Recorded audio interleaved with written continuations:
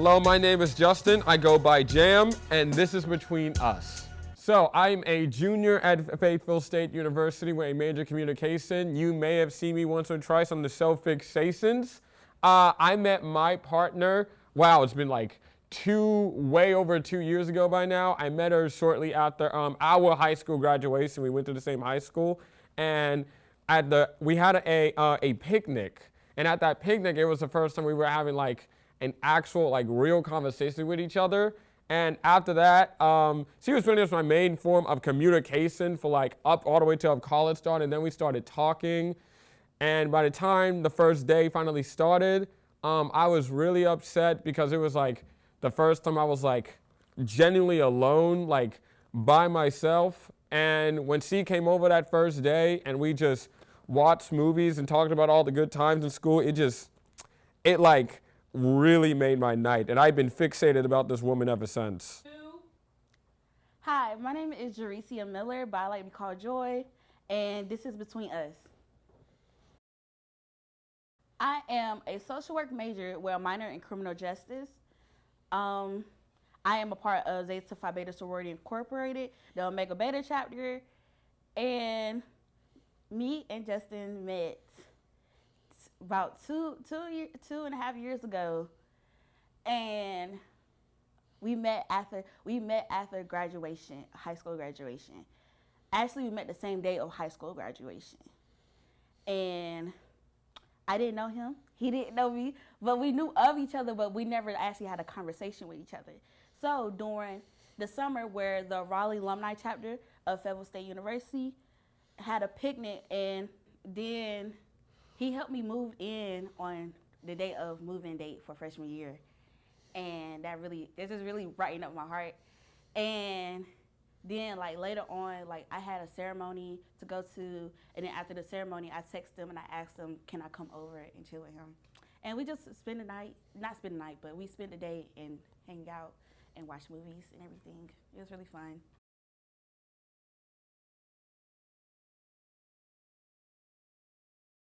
Okay, so how do you want to start this? Like, do you want to go first? Do you want to do a thumb war? Oh my God, this game sucks. We can do rock, paper, scissors. No, come on, just hurry it up. Come on. 1, 2, 3, 4. I declare a thumb war. Just. You cheat every time. You cheat every time. Fine, whatever. No, you cheat every time. You cheat every single time. All right. The first one is vulnerability. That's a great start. Are you content with your life? No. I am content with our relationship, but I'm not content with life outside of our relationship because it's more stuff that I want to do with life. Like I want to get my own car. I want to get a good job. I want to graduate from my college with a summa cum laude. Like it's much more I want to do in life. So I'm not content with just life right now. I want to do more in life. What's a summa cum laude? So basically, when you graduate, you have three layers of what you can graduate with recognitions. So you have summa cum laude, you have magna cum laude, and you just have cum laude, I think. And it ranges from like 3.5 and up. So if you graduate with 3.5, I think you will be summa cum laude. If you graduate with 3.7, you'll be like magna cum laude. Well, you're already good then. You get just A's. You're fine. You're gonna get the cum laude. You're gonna get it. Okay. You're gonna get it. You're next.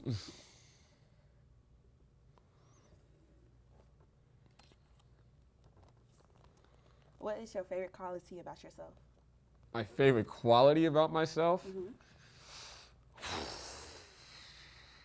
I mean, the comedic answer is I'm hilarious. But I think the actual answer is that I'm just nice. Like, I don't entirely think about too much about my pros, but as far as I'm concerned, I think I'm kind. I'm always doing something for others. I'm always trying to help people. I'm always trying to make people smile and happy. 9 times out of 10, whatever I'm doing for myself, maybe 40% is being done for somebody else. I'm very forgiving. I always try to look at all sides of the same coin and try not to think about things too much because I don't want to waste my time with like being angry or rush into things. So Yeah, I think that is one of your greatest qualities, one of them, because I feel like another good quality is it just you're very like mindful of others, like you actually care about others and you care about other feelings. So I feel like that's a good quality about you too. yay, right in agreement, yay. All right, what's this bad boy looking like? This is the first one for intimacy. Do you believe in second chances? It all depends on the situation. So basically, if like you end up like hurting somebody, like if you do something that's unforgivable, like you threaten somebody's mom or something Obviously, like that, yeah. there's no way you can go back Yeah, for duh, that. please get away from me. But if like you end up just telling like a small white lie, but it end up telling like it end up coming back to me, and you end up telling like, and I end up finding out about it, I'm gonna forgive you about it, but I just want you to tell me the truth for it. Mm-hmm. I personally believe in second. It really does. It really does depend on the situation. I also think it depends on like the characteristics as a person, like its intentions or not. Like, you could have done something like let's say one way or the other. Have you seen the Regular Show movie? Mm-hmm. Okay, do you remember that time where Rigby was like a total, safe word, piece of garbage, like threw Mordecai's like college acceptance letter in the trash? Okay. Screw you, but if he did that maybe on like accident, yeah, I would be upset at you. But if your intention wasn't to harm me, then yeah, of course I can forgive and forget. But that was intentional, so yeah, Rigby is not the greatest character for all I care.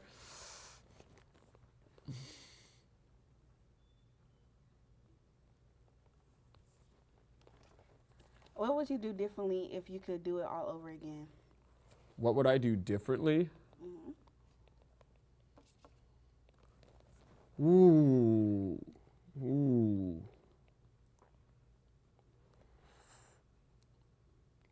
Wow. There is, hold up. I have to pick one. Let's see. Okay.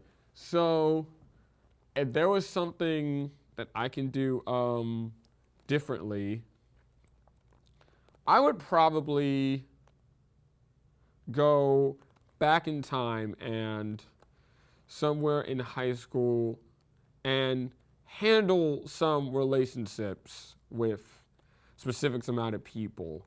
Like people that I used to talk, like people that I would used to talk to on a regular in high school, they were either toxic or I was going at a interaction the wrong way. And I feel like that really, first off, I didn't like my high school to begin with. Yeah, high school, yeah, no, not my high school at least. I would love to just joint that out of my brain. Not Southeast. But in terms of and I do instill, like, I love the friends I made, but outside of my circle of friends that I kept in my high school year, and like a lot of close others that I would talk to, I would change some of my interactions with people, definitely cut some people off sooner than later, and that's a whole topic for another day. Okay. It's your turn. Oh, it is? Yeah. Wait, how did I only get one intimacy left? Let me switch to a vulnerable. What do you think is your biggest weakness? I think my biggest weakness is I allow people to run over me because, like, I feel like sometimes, like, I'm always willing to pour into people, but I'm never pouring back into myself. And when I just allow people to keep doing stuff that I know is upsetting me, it comes to a point where I just get upset. So I think that's my biggest weakness. honey, trust me. You are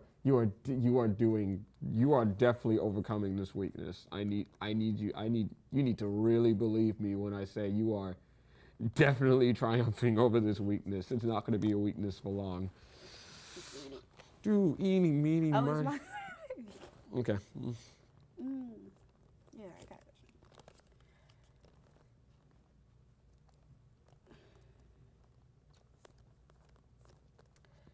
I don't like how long you're staring at that question. Okay, so see, intimacy. Does the number of past partners matter to you? Does the number? Mm-hmm. No, Okay. it does not. No, not really. Like, if it once again depends on the person, because there's you just having a lot of bad luck, or those people are never meant for you, and then it's just you playing around with people's emotions, right? It really depends on the person, but the number, no, don't really care. It's just an analyzation of your reflection as a character, if anything. Like, why do you have all those partners, right? Like, do you have all those partners because you kept on crushing too easily, or you were just trying to find something that you were looking for, or were you experimenting? Yada yada yada yada da da da da da da da da. No, it does not matter to me in the slightest. Okay. Interesting. All right, so I'm the Big Bang. I'm still saving you for last. I'm gonna save mine for last. Mo, where it goes, you.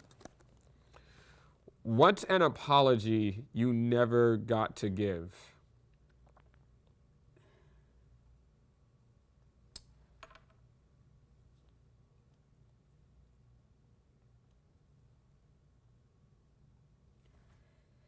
Okay, so is it asking like I've like an apology I didn't get from somebody else, or apology No, I didn't you get to? didn't get to give.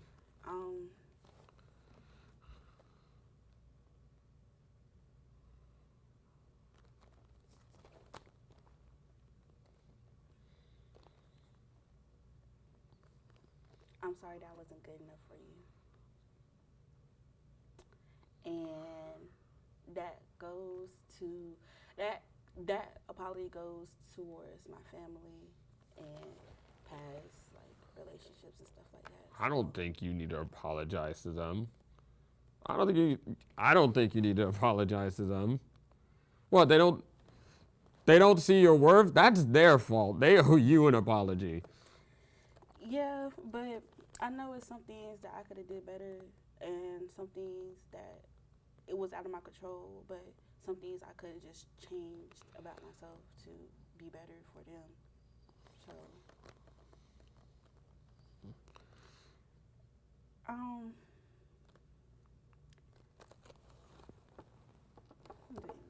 intimacy. How do you express yourself when you're angry? How do I express myself? Mm-hmm. There are two things that happens that when I get angry, and that also depends on the situation. It's either I'm super quiet, like just keep me out of it.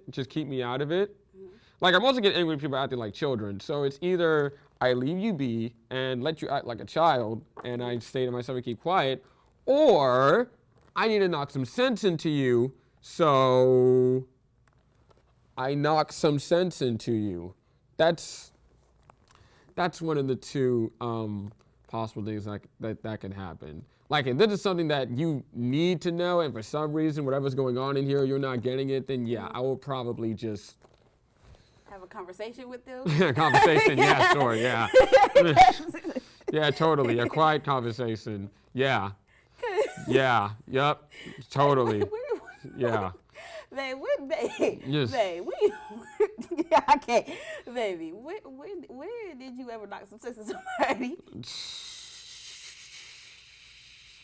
What did you like to know? Okay, so what inspires you for the last intimacy question? What inspires me is my niece. My niece has been my greatest gift that God has ever given me, because if it wasn't for her, I wouldn't be in college. If it wasn't for her, I wouldn't graduate high school. If it wasn't for her, I would probably be somewhere doing God knows what. That's probably all wrong. I wouldn't be in no sorority. I wouldn't be doing nothing. Like, I wouldn't have met you. Like, if it wasn't for my niece, because if she's my greatest inspiration, because I want to show her you can do better than what Kinston, North Carolina can give you. Like, you deserve so much more. You deserve to put yourself in opportunities to do better for yourself, to become better than what you're seeing around you. Because just because what you're seeing around you is what you're seeing around you is not what else is out there. Because your attitude, your mindset, your behavior can change the way your life goes.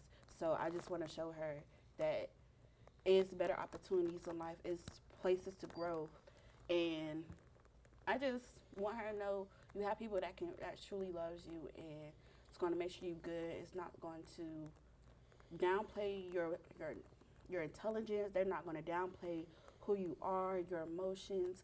Like, it's people out there that's going to show you real and true love, like you did to me, babe. So.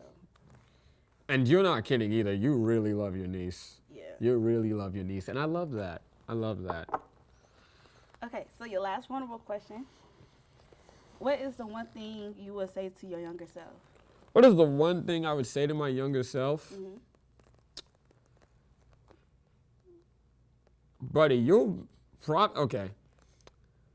The one thing I would say to my younger self, buddy, you'll be okay. You'll be fine. There are so many times where I've acted like it's the end of the world in my life, depending on what's happening in my life, but you'll be fine. I think people really need to consider just how much life everybody has left to live, especially at this age. We're only 20. We're only 20 years old. No matter how much bad stuff happens, how much beef you got with somebody, you're 20 years old and you have the rest of your life to either sort it out, figure it out, because at the end of the day, it's all going to become a memory at this point. Like, for example, elementary school, I got my fair share of bullying, and I was like, man, everybody hates me. But then I think about it, but then now I'm going, it's just a school. It's not like the whole world is against me. And like, and at the end of the day, none of the bullies matter. I don't remember hardly anything they said to me, or if it even mattered at all. Because at the end of the day, now it's just a thought. All the stuff in like middle school drama about she did this, he did that. I don't like him. I don't like him. You're going to be okay. I think the biggest to be okay moment I would get in my younger self is during high school, because I think that was like my most like maybe like depressed phase in my life. I wouldn't say I ever got depressed. I never got to that point, but it was definitely the moment where I was at my lowest. Mm-hmm. And man, when I lost my sister, I really felt like nothing was ever going to be the same then. And in some aspects, it still isn't. But I'm still here, mm-hmm. and I'm still happy. Mm-hmm. I miss her, and I'm going to keep missing her until the day I die, but mm-hmm. I'm still here, and I'll still be okay. I'm still going to get a house. I'm still going to have bills to pay.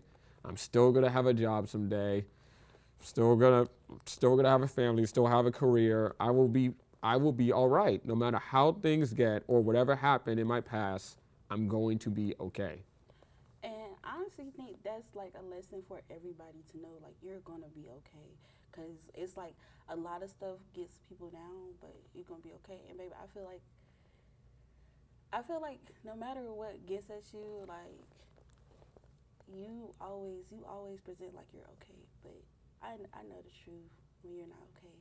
And that's why I just feel like I want you to be more intimate with me sometimes. I mean, I got that, but I know that I will mm-hmm. be okay. Like, in the moment, I feel stupid, but I know that next week, I'm just going to look back and be like, it happened. Yeah. But you're okay, babe. I love you. Okay, next question. Wait, that's me? I thought it was your turn. No, it's your turn. No, it's... Oh, shoot, it is. Tell the story of the best day of your life. Whew. Best day.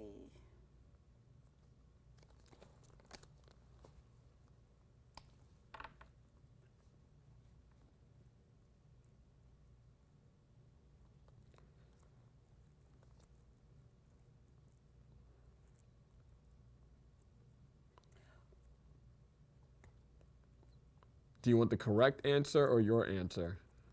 Because you want your answer, I'll let you keep thinking. What's the correct answer? I mean, Because I'm gonna give you my answer. What's the correct answer? I mean, the correct answer is every day you look at me, but if that's not the actual one we're you gonna ate with say. that one. You ate with that one. But, I think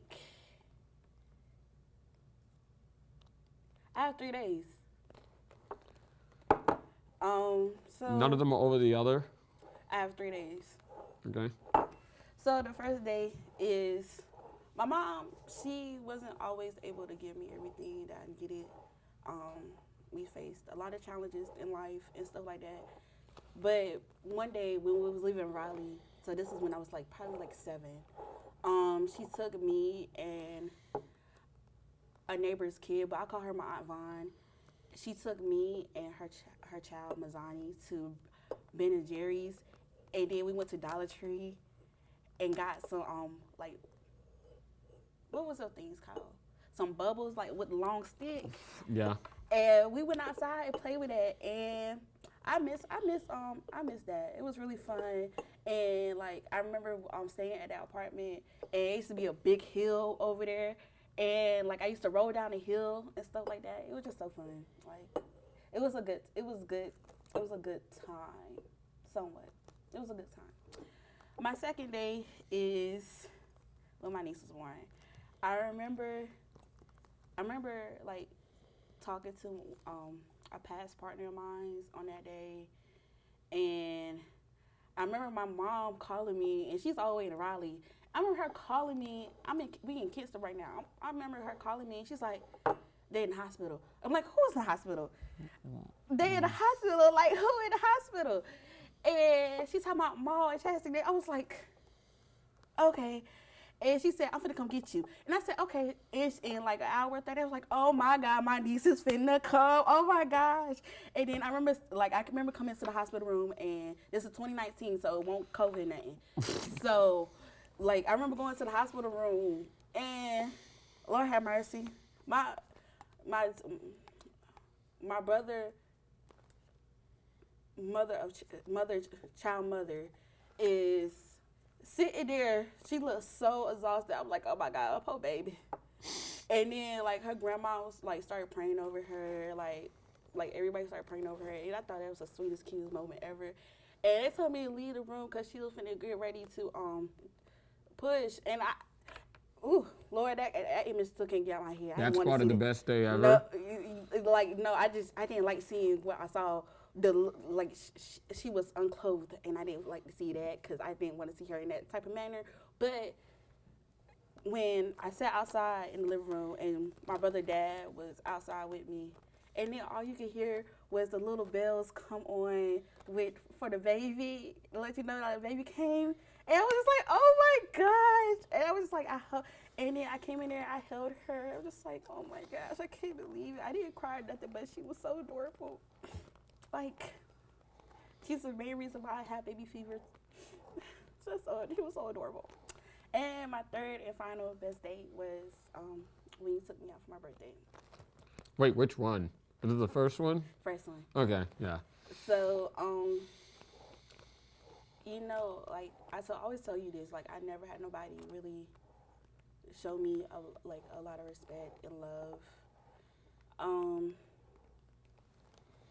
Actually, that also ties into, I think that was a good day too, but I don't know if it was the best. But when you let me stay over in your room before we started dating, and I slept in your bed. It was like rain. It was like storming, raining, right? Mm-hmm. Yeah. And I slept in your bed, and you slept in your roommate bed, and like any other guy would probably try something, but you didn't try nothing. And I was just like, oh my gosh, right? But like you took me out. You didn't. I know you didn't have like a lot of money to do all that, but even like you still took me out. We went to Cheesecake Factory. I never actually ate their food before, but it was actually pretty good. And you also bought me Wingstop. It was so fun. I wish we could do like something else, but it was still fun. I couldn't think of wait, there was something that we couldn't do on that day. I forgot. Oh, it was Dunkin' Donuts. That's it. Yeah, but I still took it out because I was like, yeah. Oh no. Okay. But yeah, that's one of my best days. Okay. Tell me about a moment you truly felt alive. Where I truly felt alive? In what were truly felt alive? Okay, so when I hear felt alive, I hear high off of myself. That's what I hear. And the moment you felt alive, I connect that with best day ever, right? If I feel, so with that being said, the day I probably felt the most alive was probably the first time I ever felt alive in my life. It was third grade.